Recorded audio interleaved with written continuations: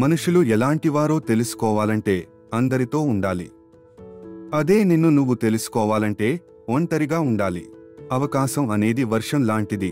అది కురిసినప్పుడే మనం తడవాలి తప్ప మనం తడవాలి అనుకున్నప్పుడు అది కురవదు. కాబట్టి చేజార్చుకోకండి. ఇతరుల గురించి మీకు చెప్పేవారు నీ గురించి కూడా ఇతరులకు చెప్తారు. గుర్తుంచుకోండి, నీటిలో పడవ ఉండాలి గాని పడవలో నీరు ఉండకూడదు. అలాగే జీవితంలో జ్ఞాపకాలు ఉండాలి గాని జీవితమే జ్ఞాపకంగా మిగిలిపోకూడదు. క్రమశిక్షణ లేని చదువు, సమయపాలన లేని విధి నిర్వహణ, అలాగే ఆచరణ లేని మాటలు నీకే కాదు నీ చుట్టుప్రక్కల వారికి కూడా కీడు చేస్తాయి. దీపం విలువ చీకట్లోనే తెలుస్తుంది. డబ్బు విలువ పేదరికంలోనే తెలుస్తుంది. అలాగే కుటుంబం విలువ ఒంటరితనంలోనే తెలుస్తుంది. గొడవ జరిగితే గాని బయటపడదు.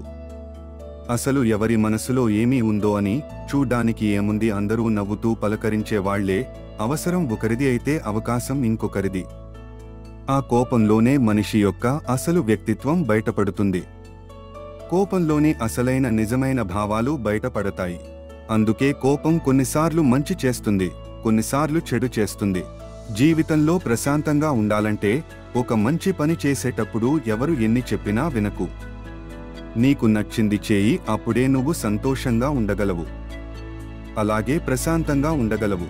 వాదించుకుంటే ఎవరో ఒకరు గెలుస్తారు, కానీ చర్చించుకుంటే ఇద్దరు గెలుస్తారు. ఎందుకంటే మీ మధ్య ఉన్న బంధం గెలుస్తుంది కాబట్టి. నిజాలు చెప్పి నిజాయితీగా ఉండేవారికన్నా అబద్ధం చెప్పి ఆకట్టుకునే వాళ్లనే ఈ ప్రపంచం ఎక్కువగా నమ్ముతుంది. వాళ్లకి ఎక్కువ విలువ ఇస్తుంది. తగిలిన ప్రతి గాయాన్ని జ్ఞాపకంగా గుర్తుపెట్టుకుంటే అది బాధ.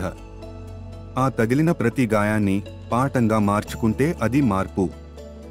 ఎందుకంటే ముళ్లను తొక్కిన కాలు బాధపడుతూ అక్కడే ఉండిపోకూడదు. మన క్షేమాన్ని కోరుకునేవారు వీరి దీపాల వంటివారు.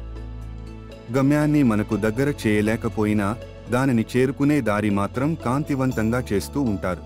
కడుపు కట్టుకుని సంపాదించు, రేపు నీ కుటుంబానికి మంచి జరుగుతుంది. ఇతరుల కడుపు కొట్టి సంపాదించకు, ఆ పాపం నీ కుటుంబానికి చుట్టుకుంటుంది. గుర్తుంచుకోండి, లోపాలు లేని మనిషి, లోటు లేని జీవితం ఎవరికీ ఉండదు. సాధ్యమైతే మార్చుకోవాలి, లేకపోతే అలవాటు చేసుకోవాలి. అంతేగాని మనసును గాయం చేసుకోకూడదు. జీవితాన్ని ప్రశాంతంగా జీవించండి. నువ్వు నడిచే దారిలో అడ్డంకులు వస్తే ఆపాల్సింది ప్రయాణం కాదు. నడిచే పద్ధతి అలాగే, చేసే పనిలో ఆటంకాలు వస్తే ఆపాల్సింది పని కాదు, ప్రయత్నించే విధానం. కాలం అనేది మారుతుందో లేదో తెలియదు, కానీ మనుషులు మాత్రం ఖచ్చితంగా మారుతున్నారు. ఏ విషయంలోనూ ఎవరి మీద ఆధారపడకు. ఒకసారి అడిగితే సాయం, అదే పదే పదే అడుగుతే చేతగానితనం. వీలైనంతవరకు ఎవరి సాయం లేకుండా బ్రతకడం నేర్చుకో.